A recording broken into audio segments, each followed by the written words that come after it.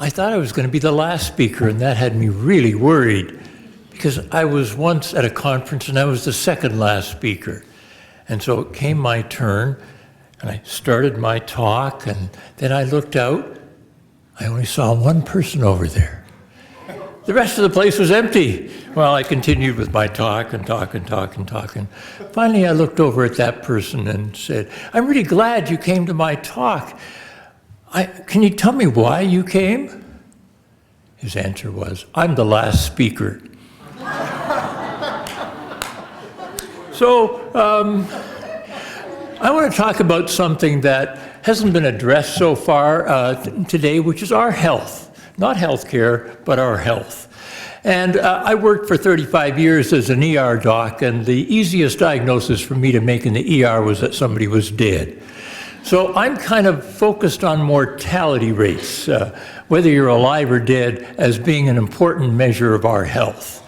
And I want to poll you now and say, if we look at our life expectancy, it's how long we live at the mortality rates using as a standard the United Nations Human Development Report. We'll take the 2015 report that reflects on data in 2015 report reflecting on data in 2014. So if we take the countries from Table 1, it's got all the 188 countries in the world, and we rank them from the longest lived to the shortest. Where does the United States stand in that list? Let me preface it by saying we spend $3 trillion on healthcare in 2014. That's 18% of our total economy, and it's almost half the world's total. So I coined this term the Health Olympics to reflect if health were an Olympic event, how would we do?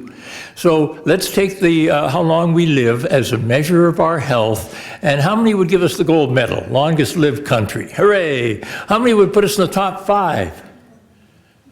How many would put us 6 to 10? 1, 2, 3, 4, 5. How many would put us 11 to 15? Another few hands go up. How many would put us 16 to 20? Okay, quite a few hands. 21 to 25. 26 to 30, a few hands. Below 30. Okay, below 30 has it. If you take the countries of the world and rank them from the longest lived to the shortest, we rank behind 34 other countries, which includes all the other rich countries, countries like Cuba, Slovenia, Malta, Israel. Israel's really interesting. It's healthier than we are, and we give the most foreign aid of all countries to Israel. I think they should be giving us aid to try and help us live longer. So I call that the Health Olympics, and we don't do so well. What I've told you is not in doubt. The Institute of Medicine, which is our highest functioning think tank in the country, released a report in 2013 with the title that says it all: U.S. Health and International Perspective, Shorter Lives, Poorer Health. It says everything in the title. That's what I try to get my students to do. So what did the Institute of Medicine's report say to do? It's a 400-page report. It's basically talking about how we're dead first, how, if you're one of these people that would say on your deathbed, "Thank God I didn't live a longer life. I wouldn't want that. I'd rather die younger." You'll be happily rewarded for living in the United States. I kid you not. So what did the Institute of Medicine report say to do? First thing was inform the public that we're dead first. Then look at healthier countries to see what they're doing that might be of use here. I think that's pretty good advice. So I just talked about mortality, and there are many other measures. One of them is happiness.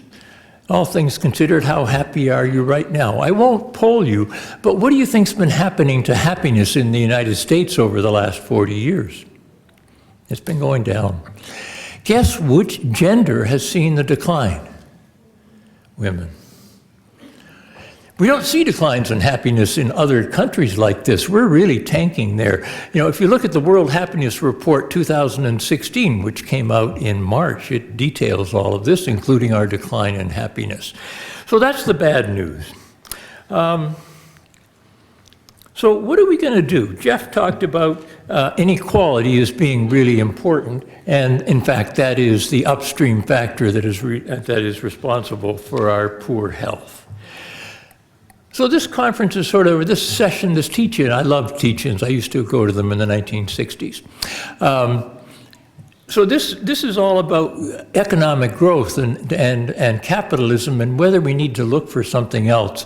And if you think about it, growth for growth's sake, that's what we're doing, just trying to grow the economy. That's the ideology of the cancer cell. Growth for growth's sake. Is that what we want? Well, hopefully not. The other thing about growth, economic growth, is it violates the second law of thermodynamics. That is, entropy keeps on increasing, and we're trying to buy time with economic growth, but it's going to fail. Nicholas Gorgescu-Runkin actually brought this to public attention in 1971, that economic growth violates the second law. So our focus today in this country is on individualism. When Jeff talked about a guaranteed income, he was talking about an idea that Richard Nixon actually proposed in his family assistance plan in August 1969, and he got the legislation through the House that would give everybody a tranche of income, and the media at that time thought it was a bold, new, promising plan. Most of the media in 1969 were in favor of this idea of giving everybody income, whether they worked hard for it or not. So we really are the United States of amnesia. We don't remember the values we used to have not in the not too distant past. So what are we going to do about this? What do we want? And I would say we have a choice between charity or solidarity. That's really, really important. Here in this town, we sort of worship the Bill and Melinda Gates Foundation. It's providing charity. It's a foundation that takes potential tax revenue that we could use and decide how to spend, and we let one man down there decide how to spend it. And what does he spend it on mostly? Technology. This is philanthrocapitalism, and I would say it's a variant of that's going to get worse as time goes on. So we give Bill tax breaks, and yet if you look at the Oxfam America report published just before tax day, they highlighted how much Microsoft has squirreled away overseas in tax havens. The same thing is true for Amazon, though they didn't put their figures there.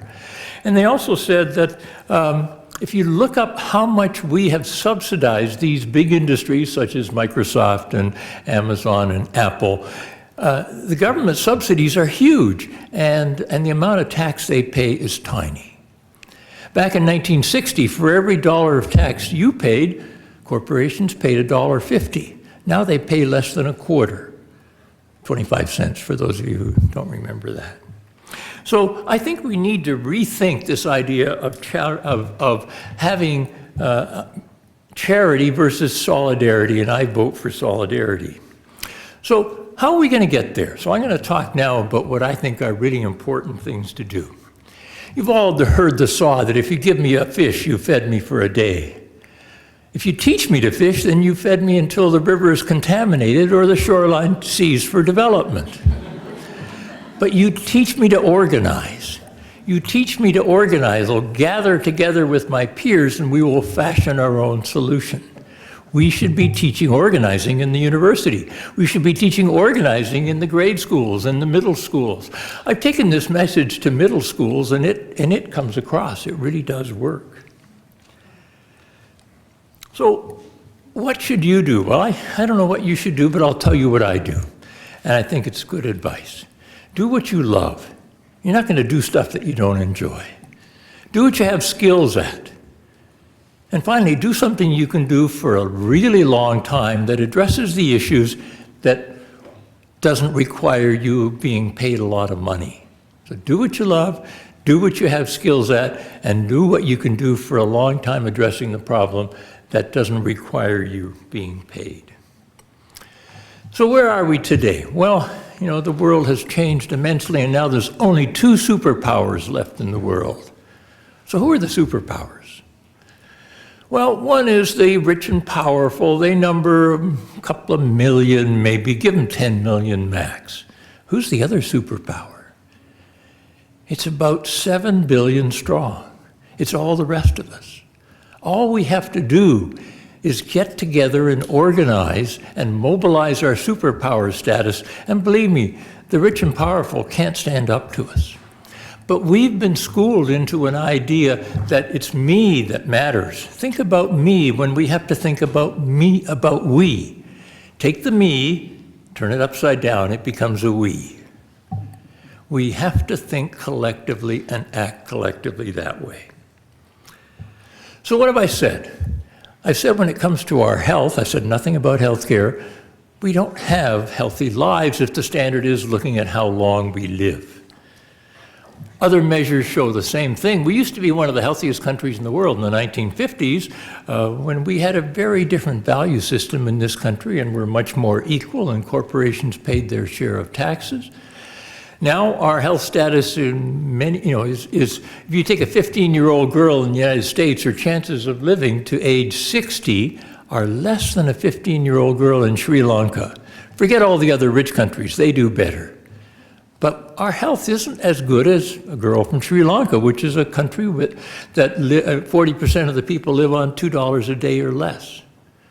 If you question any of these things, the Institute for Health Metrics and Evaluation has all these data. You can draw these graphs, you can see the sources from them, but it's the best kept secret in the United States. 15-year-old boy in Tunisia has a better chance of surviving to age 60 than a 15-year-old boy here.